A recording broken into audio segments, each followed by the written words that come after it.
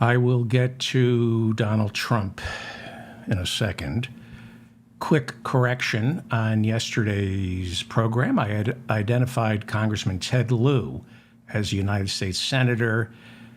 He's a congressman. I had the congressman on my show. I have his chief of staff, Mark Savasco, on the show all the time. I misspoke. I accidentally identified him as a senator. He's a congressman and a great one. I have no idea why I said senator. Another correction. 6 weeks ago, I said to keep an eye out for former New Jersey Governor Chris Christie. I predicted that he would mop the floor in the debates and he would be right behind Trump. He would be in second place. Well, I was wrong. I thought Trump was going to show up for the debates, that he couldn't resist, and Christie would stand out as the only candidate brave enough to take Trump on. I was wrong about Trump showing up to the debates. I still believe if Trump ever does show up and Christie is still in the race, it's too late. I was wrong. I also said that Mike Pence, because of his strong pro-life record, would be a force to be reckoned with in Iowa because of the Republican Party's dependence in that state on the Christian right. I said never underestimate the power of a former vice president, and I added that Iowa is unpredictable. But I've been looking at the polls, and I think Iowa will be Mike Pence's last hurrah. I don't see him winning Iowa anymore. I see him dropping out after Iowa. And another big correction on yesterday's program. I said Florida Congressman Matt Gaetz will never go up against Speaker McCarthy. I said he will never file a motion to vacate the chair after McCarthy was able to push through a last-minute spending bill Saturday to keep the government funded for the next 45 days while the House and Senate figure out how to pass the 2024 budget.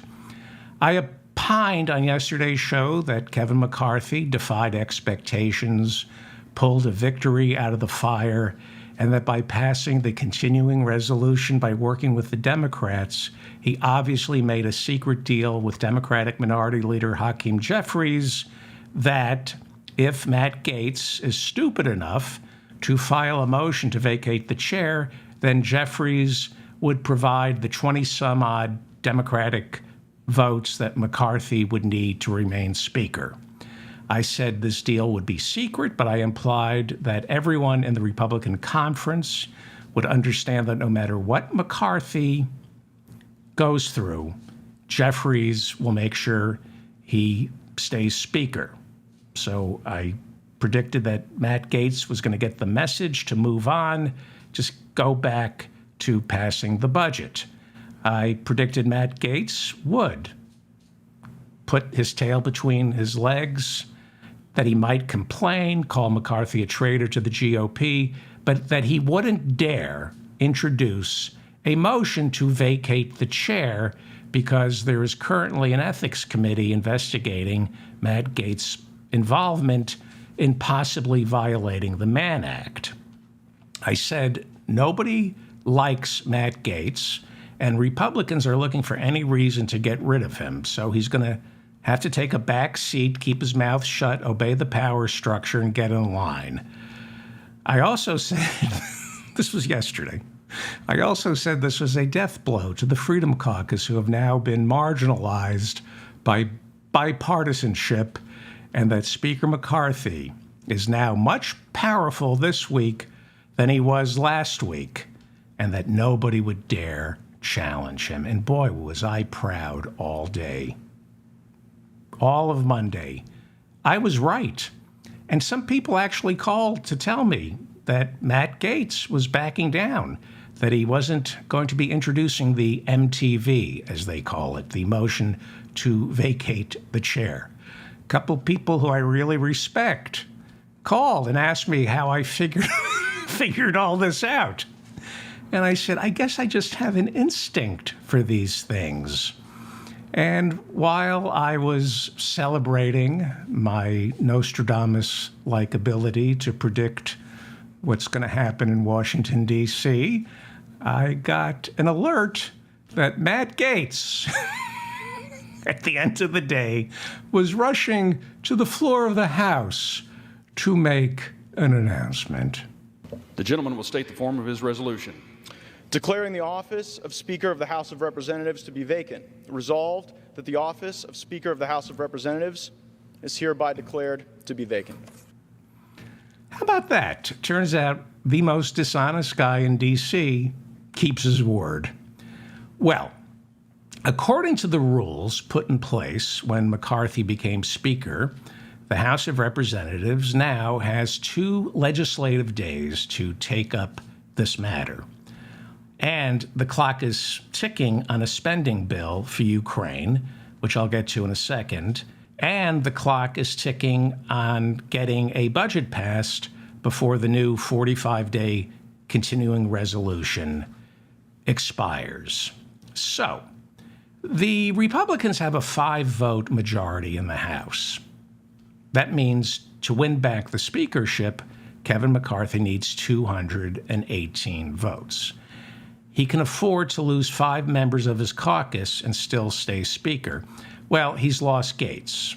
And the New York Times is reporting late Monday night that McCarthy has also lost a lot of the Republicans who stormed out of the caucus meeting early Saturday morning after McCarthy tried to sell them on that continuing resolution, which ended up passing and averting a shutdown. Tim Burchett of Tennessee, Eli Crane, and Andy Biggs of Arizona, and Bob Good of Virginia are reportedly not going to support Kevin McCarthy as Speaker, so that makes 5. There are probably 15 other Republicans who would be open to supporting someone else for Speaker, not Kevin McCarthy, because these are the Republicans who came to Washington to cut spending. And they don't like Kevin McCarthy's continuing resolution because it keeps spending for 45 days at the same level as it was under the speakership of Nancy Pelosi. And these far-right fiscal hawks believe there's no point in electing Republicans to the House of Representatives if they're going to spend like Democrats. They are also opposed to keeping the government open, and not just because they're opposed to government, which they are. They are adamantly against temporary spending bills. They believe if you can't get a budget passed by October 1st, there should be consequences, and the government should shut down, and Congress should pay a political price until they pass a budget. They believe these continuing resolutions remove the sense of urgency to perform Congress's most important role, passing spending bills. That is what these far-right people believe. These 20 Republicans also don't want to fund the war in Ukraine because they're on the side of Putin, who they see as the great white Christian hope. And partly they believe that they're against war. That's what they convince themselves of. And they also want to pour billions more into border security. That's what they believe. And they don't trust Kevin McCarthy. And they don't need him. These 20 Republicans are in deep red districts. And so they're going to get reelected with or without Kevin McCarthy's money. So I was wrong. Why did Matt Gaetz file the motion to vacate the chair late Monday night? A lot of people think he's deranged. Seriously, a lot of people think Matt Gaetz is deranged and just wants to blow the whole place up. Now, the ethics investigation, if it took place, would allegedly reveal a series of adult women, not just the Mann Act stuff, but there's also a series of adult women who might come forward claiming he sexually harassed them. In her new book, Cassidy Hutchinson, the star witness in the January 6 hearings, in her new book, she describes Matt Gaetz touching her inappropriately in a business setting. And like I said, there are the Mann Act allegations. He's supposedly, however, Matt Gaetz is supposedly contemplating a run for governor of Florida.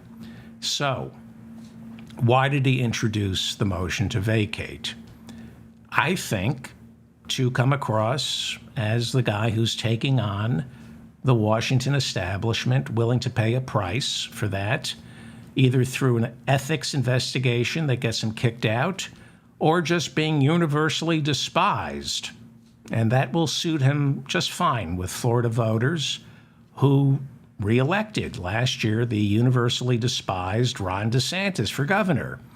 There's an anti-majoritarian strain within Florida's GOP that appreciates a bully who's a fighter. That's how DeSantis bills himself, as a fighter. God needed a fighter. I'm a fighter. That's what DeSantis says. And Gaetz wants to run for governor, telling Florida voters, look what I did in Washington. I took on the entrenched business as usual career politicians, and now I'm coming home to fight for you. That, I'm guessing, is his political calculus. That's why he defied expectations and filed a motion to vacate the chair late Monday night. This is partly about getting elected governor of Florida. And then there's the ethics investigation. By challenging McCarthy, it's Trumpian. It defangs the ethics investigation. Gaetz said on Monday that, yes, he's been talking to Trump, that he talked to Trump on Monday. And if there's one thing Republicans have learned from Trump is, if you're in trouble, go big. In other words, there are credible allegations against Matt Gaetz involving girls, drugs. But if he goes after the king, Kevin McCarthy, then whatever Kevin McCarthy does to punish him, like opening up that ethics investigation, Gaetz, like Trump would, Gaetz can spin it by saying there's nothing there in that investigation. It's just politics. I'm innocent. McCarthy is punishing me for filing a motion to vacate the chair. I think that was part of his political calculus late Monday night. I think he filed the motion to vacate the chair so that it would make the ethics investigation look harmless. That's what I suspect Trump taught him. If you're in trouble with the law, if you're in trouble on ethics, go as big as you possibly can, like filing a motion to vacate the chair, and then that allows you to claim victimhood of a political witch hunt. I'm the victim of a political witch hunt. I think that's part of his demented political calculus. It's also important to keep in mind that Matt Gaetz learned from another Donald, his father, Don Gaetz, a former Republican politician, very wealthy Florida Republican politician from Florida who served at one time as president of the Senate in Florida and taught Matt, his son, the rough and tumble world of legislative politics. When I watch Matt Gaetz, my personal opinion is he's demented, but he's not an idiot. And then you realize, oh yeah, he learned at the knee of his father. So interestingly enough, the same day that Matt Gaetz introduced a motion to vacate the chair and take on Kevin McCarthy, his daddy announced that he would be getting back into the game and would be running for state senate in Northwest Florida. Now, the father and son served together in Florida state legislature about 8-10 years ago, and then Matt made the move to Washington, D.C. And one can only suspect that Daddy Gaetz wants to get back into politics to help grease the wheels for Matt's run for governor. That's probably the motivation behind a lot of this. I don't think Matt plans to be in Washington too much longer. Also, Joe Biden. Joe Biden, who I'm voting for, talks too much. And that's always been the rap against Joe Biden. This has nothing to do with his being old. And I'm going to show you some videos of Donald Trump a little later on where he's making the same exact mistakes that Joe Biden is, the same mistakes that I'm making. We all misspeak, but if you want to clip it and blow it out of proportion, you can attach any narrative you want to those mistakes. Earlier on yesterday's show, I called Ted Lieu a senator instead of a congressperson. If you were trying to destroy me, you could blow that out of proportion. The rap against Joe Biden, and this has been for 40 years, he talks too much. Can't keep a secret. And remember, he was the one who said that Obama was going to come out in favor of same-sex unions. Remember that? And he jumped the gun on that. That's what Joe does. It has nothing to do with the aging process. And on Saturday, on Saturday, when he signed the bipartisan continuing resolution to keep our government running for another 45 days, he might have thrown Kevin McCarthy under the bus with the Freedom Caucus. I think Kevin McCarthy thought, I can get the budget passed, and then after I get that done, I can get Ukraine passed, but not right now. And don't tell anybody that I'm planning on passing a Ukraine supplemental. Separate from Ukraine funding, Biden was asked, could he still trust Kevin McCarthy? The question was not about Ukraine funding. During Saturday's signing ceremony, he was simply asked, could he still trust Kevin McCarthy? And with no prompting, Biden offered up this answer that didn't help Kevin McCarthy with House Republicans. Are you going to be able to trust Speaker McCarthy when the next deal comes around? We just made one about Ukraine, so we'll find out. Question was about the next deal, and he volunteered Ukraine. I think when he said that, he threw Kevin McCarthy under the bus. McCarthy had just gotten the continuing resolution passed, kept the government open. He was going to get to Ukraine when he felt the time was right. The Republicans suspected he was making a side deal with Biden. Biden should not have said, while he was signing the continuing resolution, that he made a deal with Kevin McCarthy on Ukraine. We just made a deal, one on Ukraine. The ink on that bipartisan continuing resolution wasn't dry, and Biden said he made a backroom deal with McCarthy without consulting the Republicans to get Biden's $24 billion aid bill for Ukraine passed. So right there, the 20 Republicans in the House who are adamant about not funding Ukraine immediately figured McCarthy went behind their back, made some sort of deal, we'll keep the government open, and then the Democrats, the deal was the Democrats will protect McCarthy if someone files a motion to vacate the chair, and McCarthy will return the favor by doing what he was going to do anyway, and that is help fund Ukraine. McCarthy wants to fund Ukraine. So I think Biden made a mistake saying that. This was a backroom deal, and Biden threw McCarthy under the bus because Joe Biden talks too much. It has nothing to do with age. Again, I think the deal they struck was let's get the 2024 budget passed and then work on Ukraine as a supplemental. A supplemental is an appropriations bill passed after we've got a budget. It's additional, it's supplemental spending. So here we are, right? There's some kind of deal that McCarthy struck with Joe Biden and House Minority Leader, Democrat Hakeem Jeffries. This is what people think, that Hakeem Jeffries quietly signaled that he would provide all the votes necessary should a motion be filed to vacate the chair. And I think they were trying to downplay Ukraine. Get the budget passed first. Chip Roy, the Texas Freedom Caucus firebrand, he said if there's a secret deal over Ukraine, the gloves are off with McCarthy, that he would support getting rid of him. So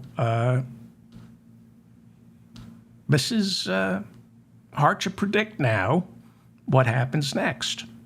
What happens next? Well, since Matt Gaetz,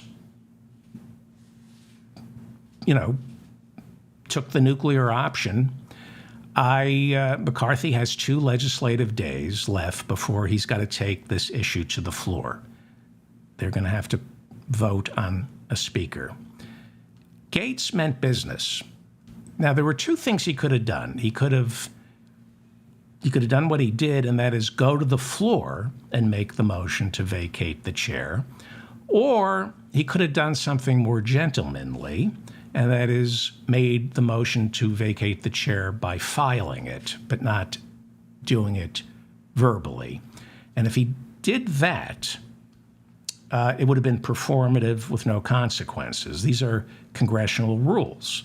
If Matt Gaetz just handed the motion to the clerk instead of going before a microphone in the House and filing the motion, there are congressional rules that say, had he not verbalized it, then the clerk would have filed it and McCarthy would be able to table the motion. So Matt Gaetz would look good, he would have kept his promise, but then through procedural votes, McCarthy could table the motion and there'd be no 15 rounds for a new speaker. But Gaetz went all in. He went down to the floor of the House and verbally filed the motion.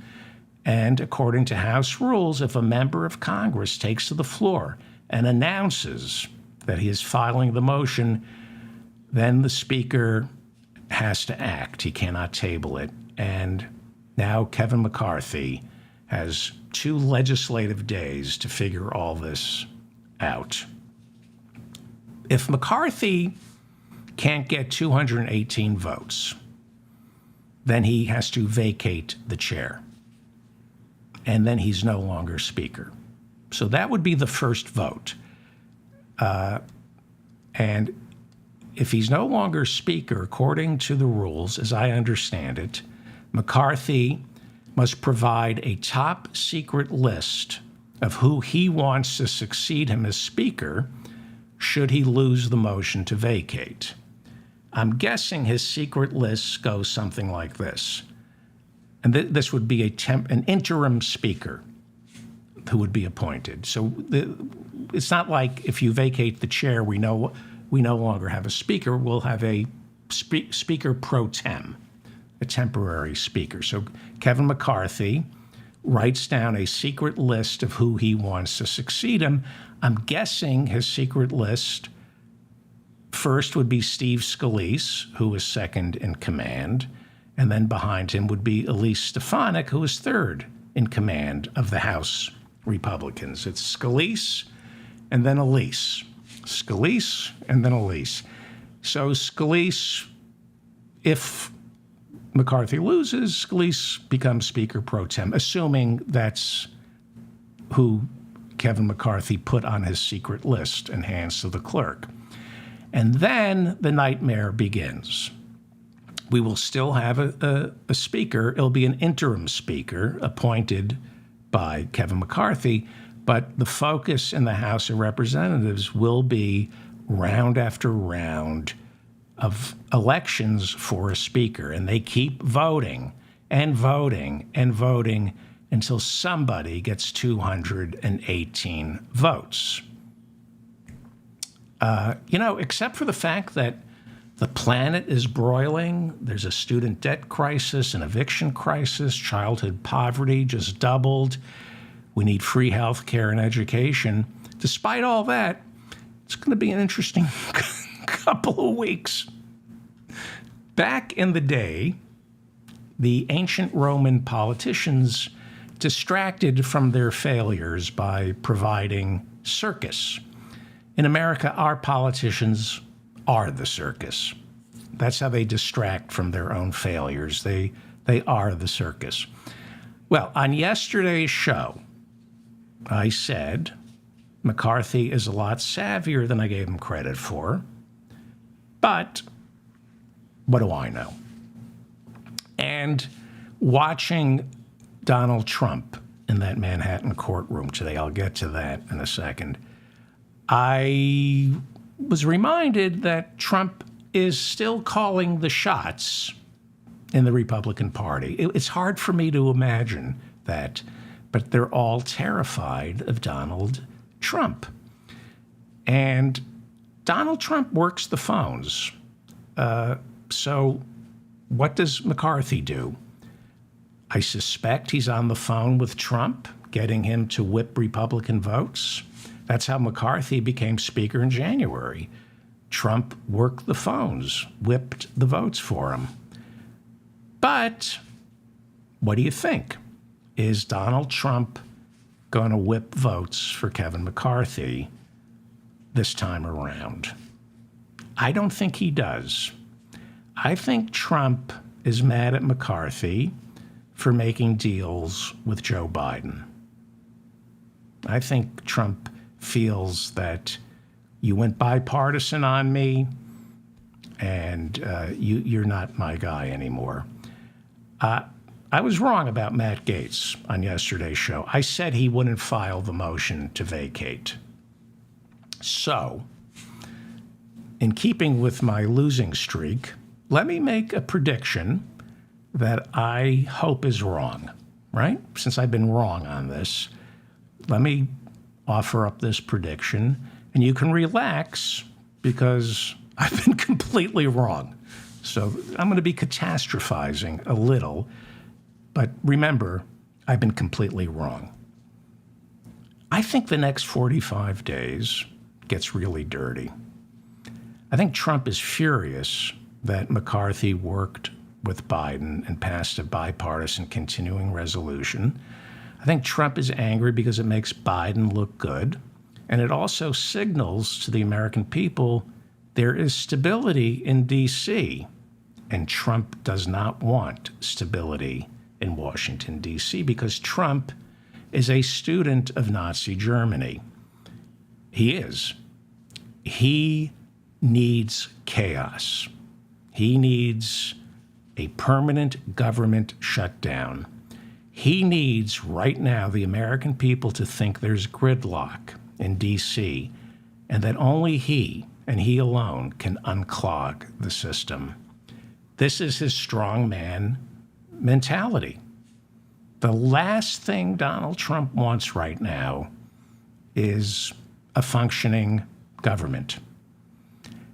Now, if you read the polls, he owns the Republican Party. And McCarthy knows that. But McCarthy made a deal with Biden. And he made a deal with Biden on something huge, Ukraine. Trump is going to blow that up because he's beholden to Putin, and Putin doesn't want $24 billion going to Ukraine. So keep in mind that I've been completely wrong here, okay? Here is my prediction.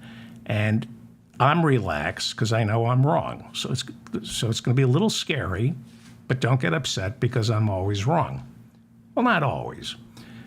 Okay, this continuing resolution that just got passed lasts 45 days. So we have, 42 days left? I think Trump is going to blow up the budget process. And we don't get a budget passed in the next 45 days. He does not want a budget passed. He does not want the legislative branch working with the executive branch and proving to the American people that they can live without Donald Trump. He doesn't want the budget passed, and he gets a government shutdown because that's what he wanted. He told Kevin McCarthy, shut the government down, not just because he mistakenly believed that a government shutdown defunds all the prosecutions against him. Those go on with or without the government. They're already funded. Civil lawsuits in the federal government might slow down, but he wants the government shut down to prove we need him. And the government, and this is what he wants the government to shut down around Thanksgiving and stay shut down through the Christmas recess straight into Iowa in January, because that's good for him. He can spin a government shutdown to his advantage. We will have an interim speaker. Again, I'm catastrophizing here. He'll blow up the budget process, and there won't be a speaker. Nobody will be able to get 218 votes. We'll have an interim speaker, but nothing will be moving in Washington, D.C. It'll be chaos. And I know the way the Beltway spins, and somehow they'll blame Biden. So there'll be a horse race in 2024. Somehow this will be Biden's fault, and Trump will emerge with the wind at his back. That, I think, is what Trump is hoping for. Let's pray that doesn't happen. Let's pray I'm wrong. As usual, this is the mop-up for October 3rd, 2023. The Nobel Prize in Medicine was awarded on Monday to Hungarian-American Katalin Karikó and American Drew Weissman for their work in developing the mRNA vaccine for COVID. Their advances in mRNA research doesn't stop with just COVID. Soon, Russell Brand, Jimmy Dore, and Joe Rogan will be warning against vaccines for cancer, heart disease, and diabetes. That's what's next. Your phone is going to ring on Wednesday. FEMA is sending out a test signal to make sure their emergency system works. Yes, the government has our phone numbers. So get cracking, QAnon. I'm sure you can tie this in with adrenochrome and skinning babies. Senator Bob Menendez of New Jersey and his wife were indicted last month on charges of being from New Jersey, or maybe it was taking bribes from the Egyptian government and 3 businessmen, Jersey stuff. Anyway, the couple pled not guilty, and their trial was set on Monday for May 6. Donald Trump said, just one trial? What a pussy. I'll get to Trump in a moment. Earlier this year, young climate activists won a case in Montana courts claiming that a 2023 law that provides special status to the fossil fuel industry when it comes to drilling violates the Montana Constitution, which guarantees a clean and healthful environment. This was a monumental step forward for climate justice. So, of course, on Friday, Montana's Republican Attorney General announced they would appeal the ruling. Thanks to the United States Supreme Court, the 3-year moratorium on repaying student loans is over, and nearly 30 million Americans who borrow to go to college starting in October have to start paying it back. It is estimated that anywhere between $6 to $9 billion will be diverted from consumer spending and plowed into paying the government back loans because of this. Through an executive order, President Biden ordered $400 billion in student loans owed to the government to be forgiven. But 3 months ago, our Supreme Court ruled that it was unconstitutional because that would end up making people's lives easier, and we can't allow that. It's the first week of October, and that means the Supreme Court is open for business, literally open for business. Clarence Thomas announced he now takes Apple Pay. There are some important cases to keep an eye on in the coming months. So I'll go over a couple of cases that I know we'll be talking about in the next couple of weeks. The fate of the Consumer Protection Financial Bureau will be decided by our Supreme Court.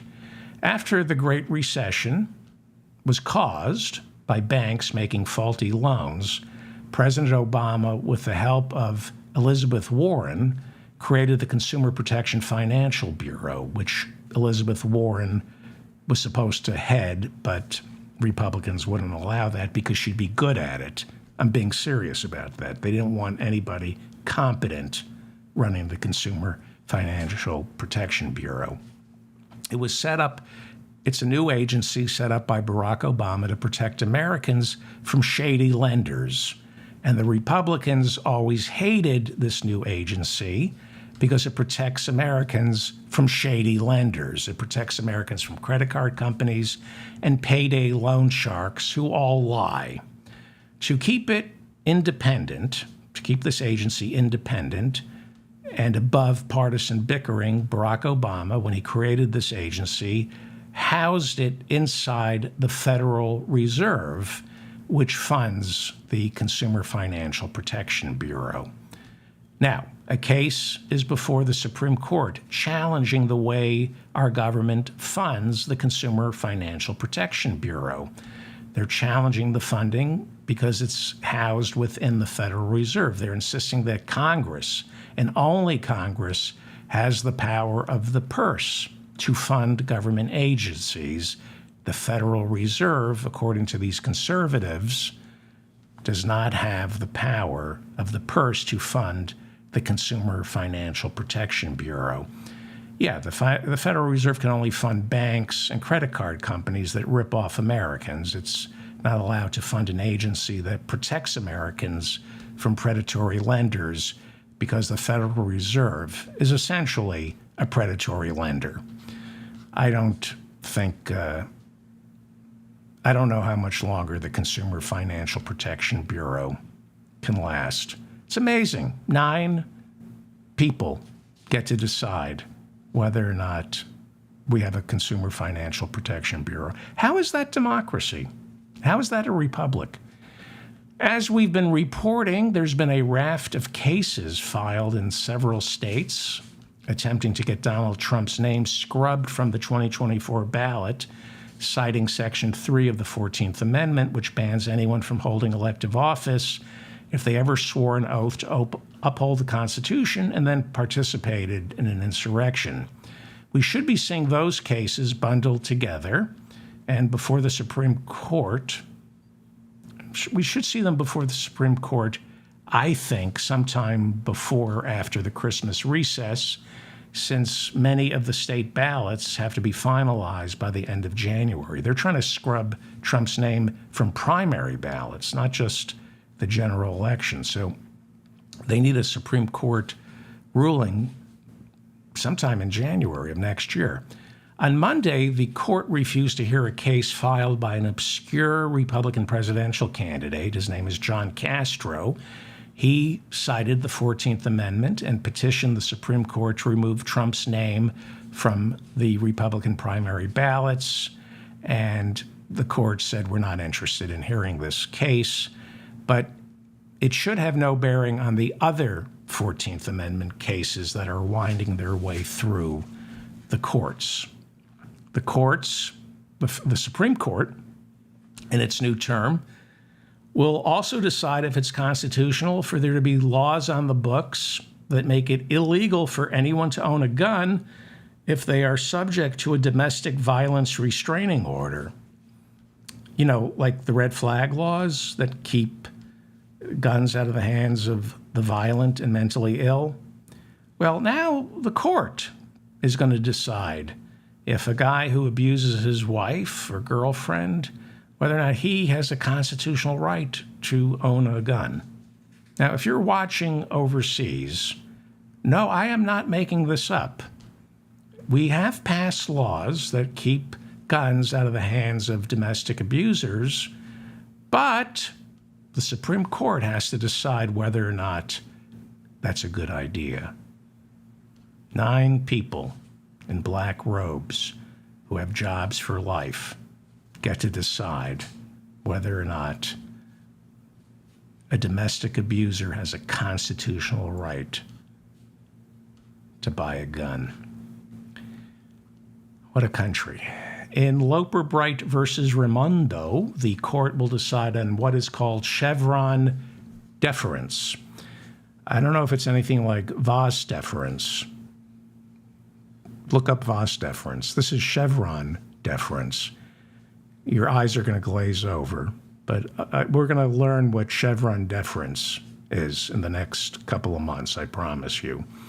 And if you behave, I'll show you what a Vos deference is.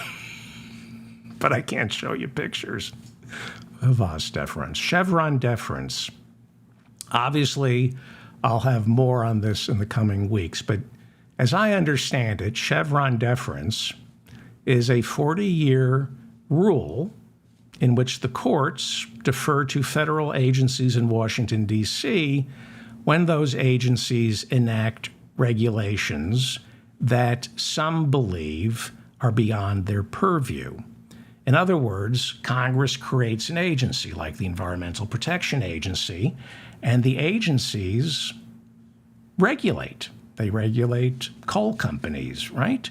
And often the people getting regulated, like the coal companies, feel an agency like the EPA has overstepped its bounds, and they end up taking the agency to court. But for nearly 40 years, the Supreme Court has followed what is called Chevron deference, where they tilt in favor of the regulatory agency and refuse to hear these challenges to their regulations if the court feels the agency has been regulating within the spirit of the law that created the agency. Now, if the court rules against the Chevron deference, many on the left fear this will completely dismantle the power of the so-called administrative state and make it next to impossible for agencies like the EPA to regulate polluters. This is a bill, and we'll be talking about this because this is really important. This would be the Supreme Court basically destroying the administrative state, the ability of agencies to regulate freely. And you have to understand that is the intent of the Federalist Society, which has given us 3 of Donald Trump's Supreme Court justices, as well as Samuel Alito and Clarence Thomas. I mean, they want to sink their teeth into a case that will destroy regulatory agencies. I don't know if I explained that clearly. It's a little complicated. I don't completely understand it, but we'll be talking about Loper Bright Enterprises versus Raimondo because it's important. It's really part of Project 2025 from the Heritage Foundation. And another case the court will rule on this term is the right of social media platforms to ban users whose politics these social media platforms don't approve of. This is a case brought by conservatives who are complaining that platforms that prohibit hate speech are violating their politics because their politics is hate speech, right? If my show were a social media platform, I would say you are not allowed to speak out against LGBTQ rights, and I will ban you from my social media platform. It's hate speech. And conservatives are taking that to the Supreme Court saying, it's not hate speech, it's my politics. This is, anyway, another case. This is very interesting, this case. Is a government official allowed to ban someone from their social media account? Or does that violate the Constitution's guarantee that citizens can petition the government with their grievances? And we're talking about personal social media accounts. Throughout the country, several local government officials have begun to ban citizens from posting to their private social media accounts. They've banned them from following them because they feel the users who they're banning are threatening and abusive.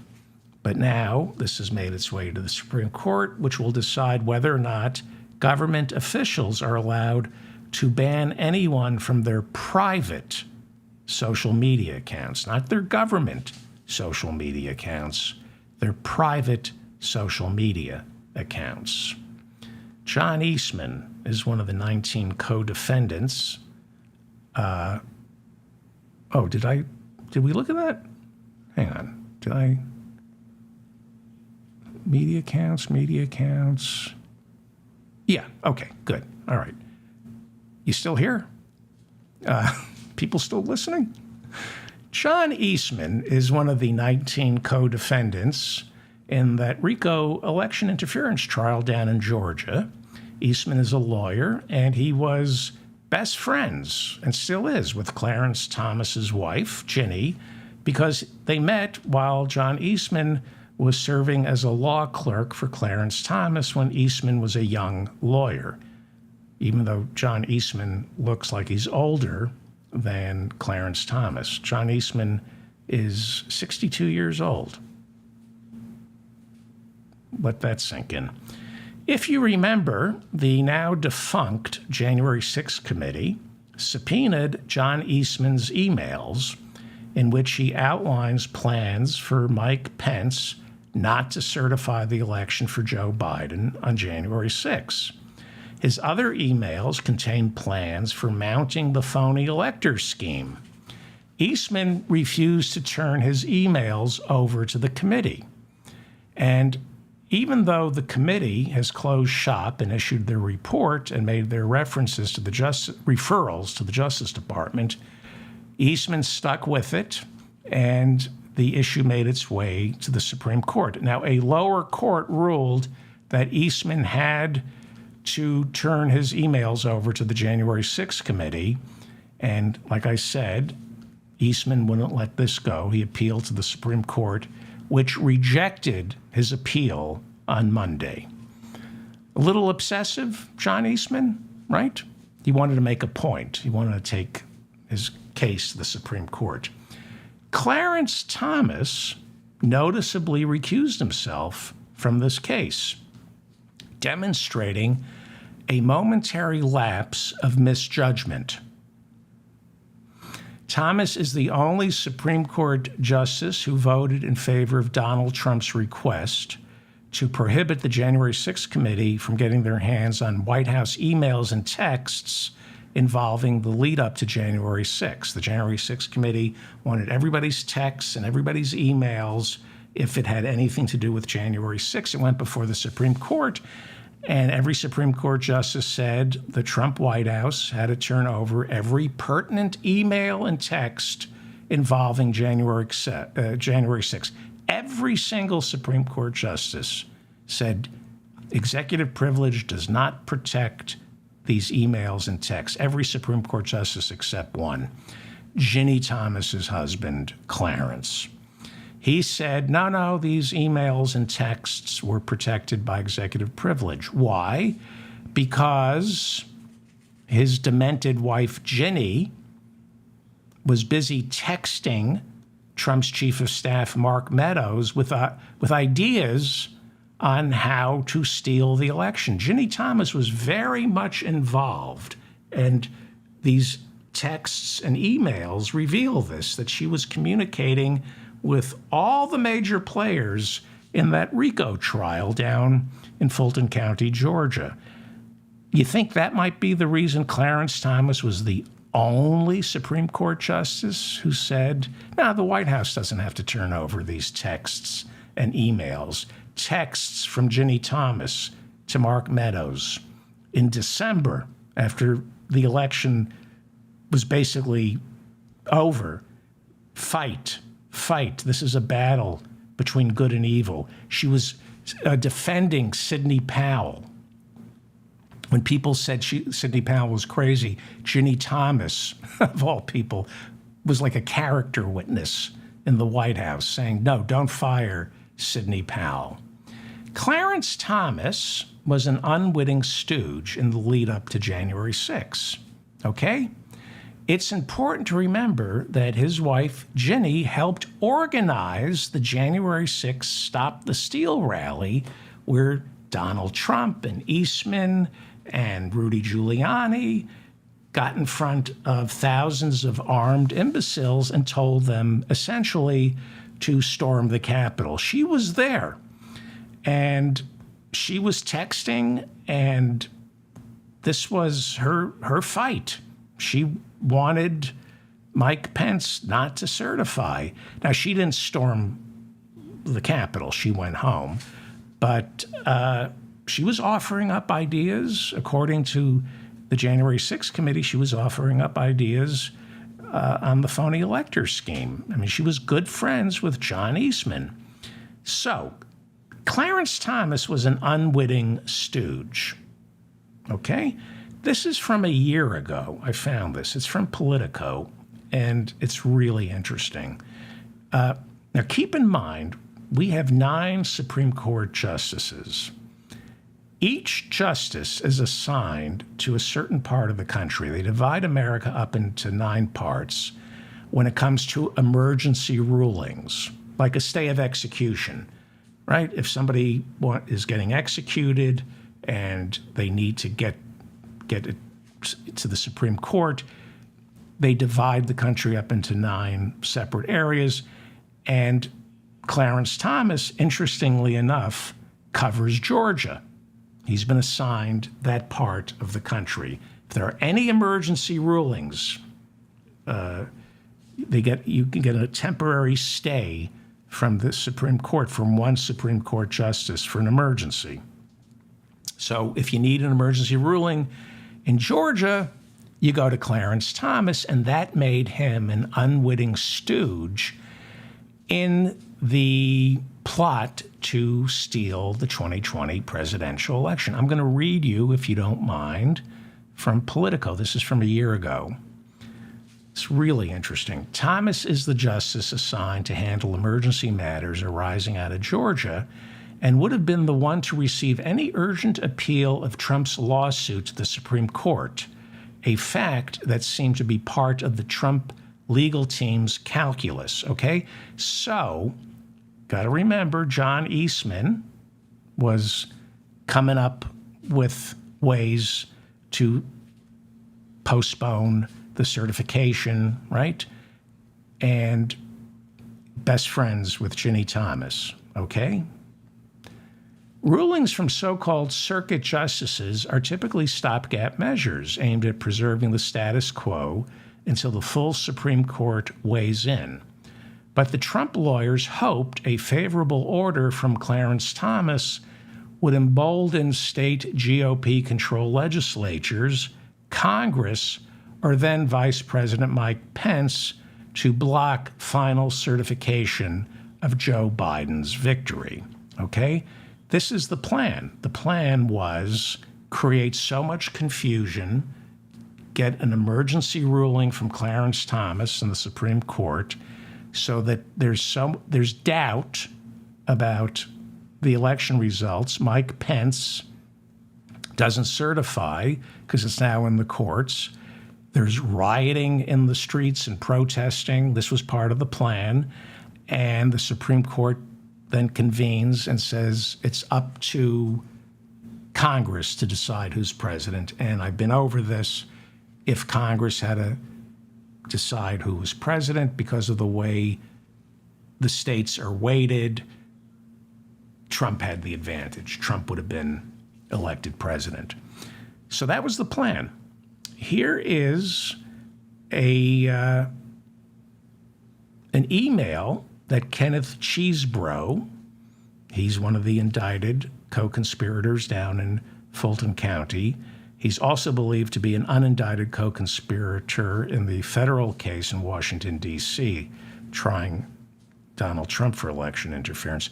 This is an email that Kenneth Chesebro and his lawyers try to suppress from evidence in his trial down in Fulton County, which starts in 2 weeks. But this was an email that he wrote, and this is pretty amazing.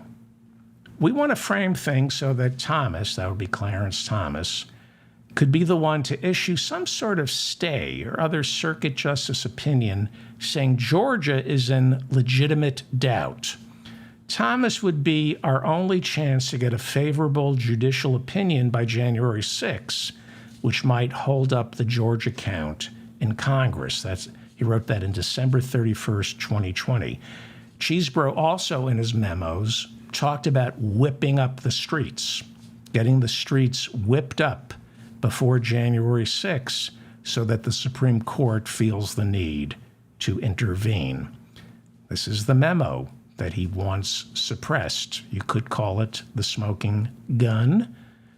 If we can just get this case pending before the Supreme Court by January 5th, ideally with something positive written by a judge or justice, hopefully Clarence Thomas, I think it's our best shot at holding up the count of a state in Congress. This is pure evil. December 31st, 2020. It's all about creating confusion. John Eastman writes back, I think I agree with this. December 31st, 2020. That is the email, one of the emails that John Eastman took all the way to the Supreme Court to try to avoid handing it over to the January 6th committee, which they got it anyway. And John Eastman, you can be sure, is going to file a motion to suppress those memos, his memos, from the Fulton County RICO trial. And we know that Kenneth Chesebro has already filed motions to keep his emails out of the trial, the same way Donald Trump has filed a motion to keep the recording of his perfect phone call to the Georgia Secretary of State, Brad Raffensperger. Trump is saying just that cannot be. Trump has told his lawyers, according to Rolling Stone magazine, you cannot play that tape before a jury. Figure out a way to suppress it. So one would think these cases are slam dunks, but as I always say, I remember watching the Rodney King video, and you thought, well, these guys are going to prison, and no, they were not. That was unbelievable. When Rudy Giuliani was mayor, his police commissioner was Bernard Kerik. And this was one of the most racist police forces in the country at the time. The two of them have been partners in crime, Bernard Kerik and Rudy Giuliani, literally partners in crime. So far, only Bernard Kerik is the one who's gone to prison, but there's still time. Yes, Bernard Kerik, the police commissioner of New York City, went to prison. They got him on taxes the same way they got Al Capone. But Bernard Kerik was using, I don't want to get into it. Okay, he was using, allegedly, an apartment near Ground Zero for extramarital affairs. And the apartment was a gift to the guys, the first responders cleaning up Ground Zero, to come in and shower, rest, and get back and go through the rubble. But they couldn't get in because Bernard Kerik, the police commissioner, was using that apartment to carry on a extramarital affair. He ended up going to prison, okay? And Donald Trump pardoned Bernard Kerik at the end of his term. Well, Kerik traveled around the country with Rudy in the lead up to January 6th, trying to find evidence of voter fraud. And I'm guessing, since he is a New York City police commissioner, trying to plant evidence of voter fraud. That's what I would just guess, since he's a New York City police commissioner. They both needed the money. Bernard Kerik needed the money. Rudy Giuliani needed the money. And Kerik soon realized we weren't getting any money. They weren't getting paid. And he, this year, became something like a cooperating witness with Jack Smith, the special counsel in Washington, D.C. He hasn't flipped because I don't think he's not an unindicted co-conspirator in the federal case against Trump yet. But it was Bernard Kerik who went to special counsel Jack Smith and said, I haven't been paid, Rudy hasn't been paid, this is wire fraud. Trump has been raising hundreds and hundreds of millions of dollars through his Save America PAC telling donors all the money's going to go towards finding election fraud. Well, it's not finding its way to me and Rudy. We're getting screwed here. And so if there's an election, if there's a wire fraud case that comes out of Jack Smith's office, I think former New York City Police Commissioner Bernard Kerik will have kind of helped, sparked that. So Kerik wants to be a cooperating witness, perhaps, down in Georgia in the RICO trial. At least he wants immunity. Now, Kerik was listed as an unindicted co-conspirator in Georgia. I think there were something like 30 unindicted co-conspirators. There are 19 people who were indicted, and then they mention 30 unindicted co-conspirators, and it is believed that Bernard Kerik was one. And he's been asked to testify in the RICO trial down in Georgia, which starts in, 2-3 weeks? But lawyers for Bernard Kerik say they don't want him to testify unless he's given immunity. Kerik's lawyers say if you force him to testify, he will plead the fifth. But give him immunity, well, who would he give up? Who would he give up? Would he give up Rudy? Yeah, I think so. I think he'd give up Rudy. Okay, Trump, Donald Trump. He's angry. Did you see him Monday? He is angry and disgusting. And he showed once again how gross a bully he is. He was a mafia boss, but even mafia bosses don't behave the way he did in that Manhattan courtroom. He went down to his civil lawsuit. He's got a civil lawsuit going where he's being accused of fraud.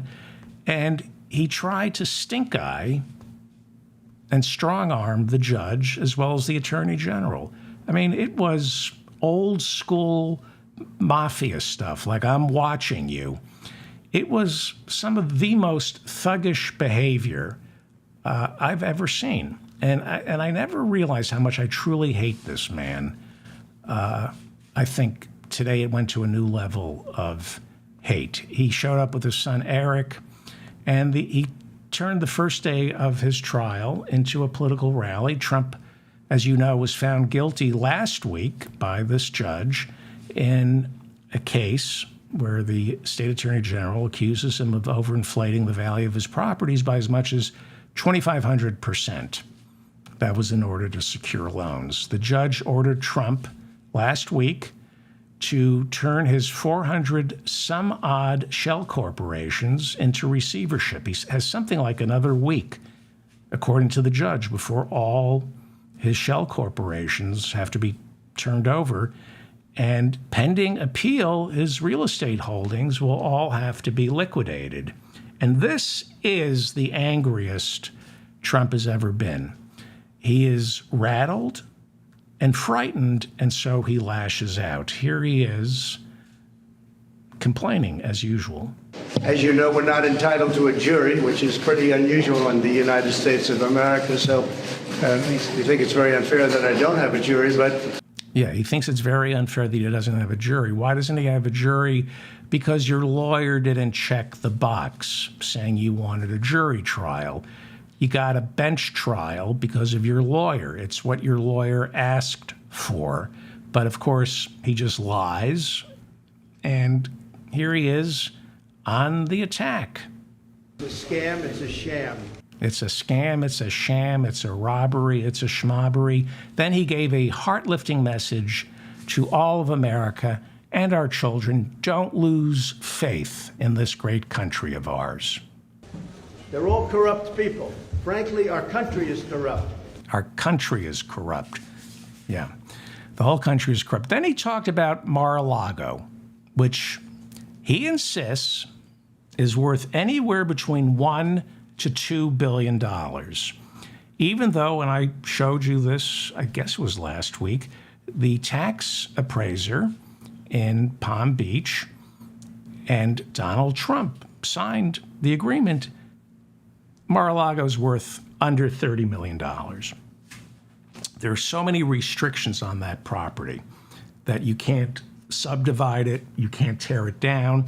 It has limited potential. So it's worth, if the tax assessor says it's $30 million, maybe it's worth $50 million, right? But he's taken out loans using Mar-a-Lago as collateral, insisting it's worth $500 million. And now he's claiming it's worth $1 billion. Here he is lying about the value of Mar-a-Lago. They have one property that's worth anywhere from 50 to 100 times what this judge put down as a value. Put down a value $18 million, and the property's probably worth, could be anywhere from 50 to 100 times more than that. And a lot of those numbers could even be low. And the judge, by the way, is paying attention to what Trump said and said, stop saying I said Mar-a-Lago was worth $18 million. That's what you said. That's what the tax assessor said. Okay? Now, this is where it gets, I mean, who shows up at a trial like this and holds a campaign rally to tell America that he's wealthy? I mean, he's in a state of panic. Trump went bankrupt 6 times. And during one of his bankruptcies, they were going to take everything. They were going to take everything. And then one of the bankers, and this is why he ended up hosting one of the reasons he ended up hosting The Apprentice.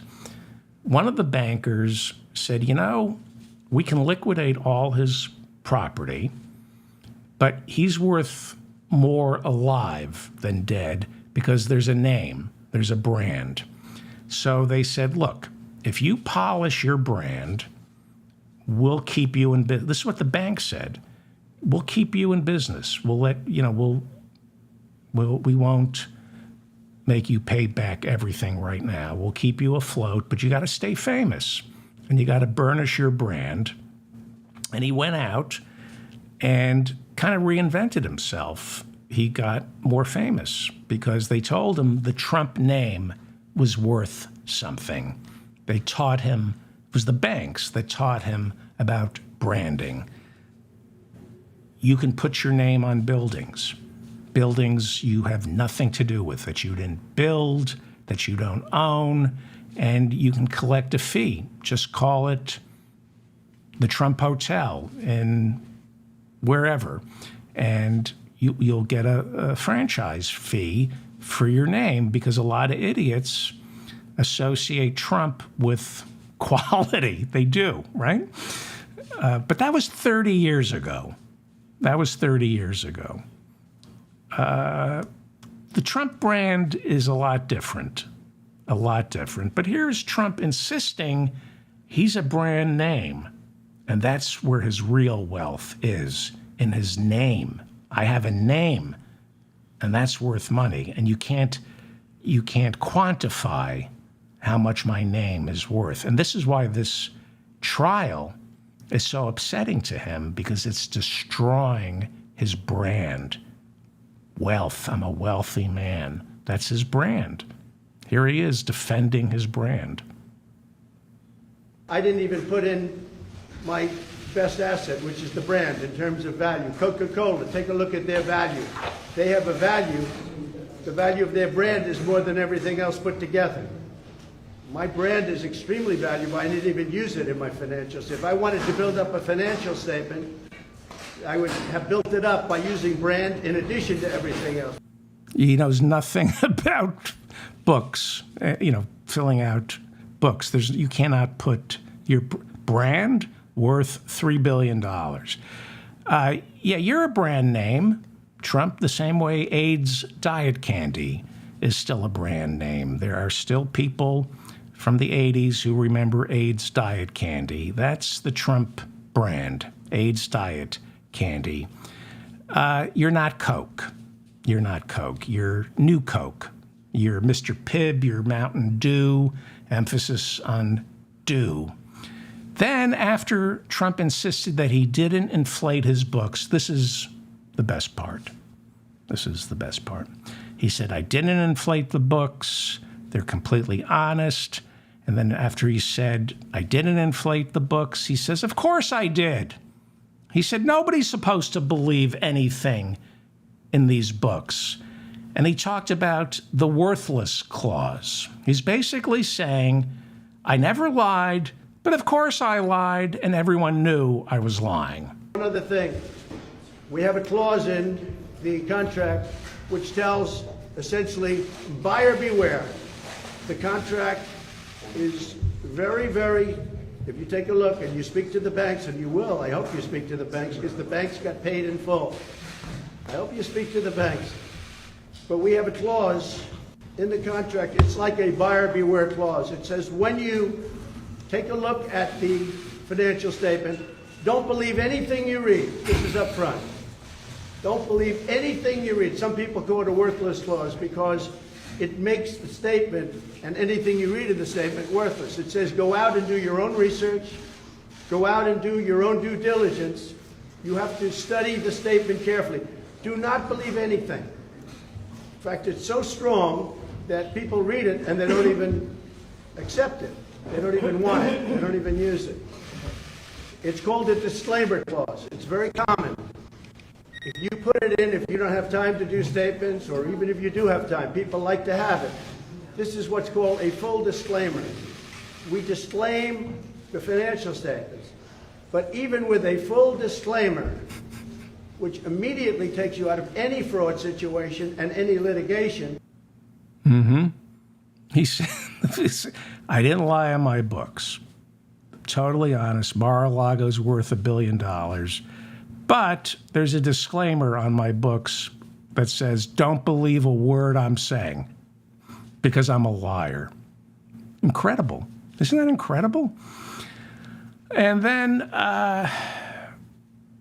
it's important to remember that last week he said General Mark Milley, the outgoing chairman of the Joint Chiefs of Staff, should be shot. On Monday, he had a message for his minions about the New York State Attorney General, Letitia James. And you ought to go after this Attorney General. Go after this Attorney General. Of course, this was a big campaign event. He turned basically our courtrooms into a campaign event. He sent out an email blast to all his imbeciles asking them for donations to his super PAC. The email basically began with, I'm writing to you from a Manhattan courtroom. He's raising money off this. Well, the judge already found him guilty. Why are they still having a trial? This is the judge. Why are they still having a trial? Because 6 counts remain of insurance fraud, conspiracy, and falsifying documents. No, that's the disclaimer clause. We had a disclaimer clause that we were going to be falsifying documents. We said, don't believe a word in this. So we didn't falsify. We were very honest. Meanwhile, he's out on the campaign trail, right? He's out. He was in Ottumwa, Iowa. And as you know, I misspoke. I said that Congressman Ted Lieu was a senator. People misspeak. Joe Biden misspoke. We all misspeak. Here is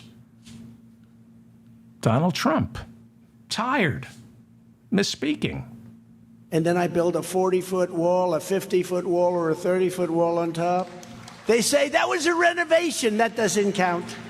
These people, I'll tell you what they have. I'll tell you, they have a great line of bullshit. That's one thing I can tell.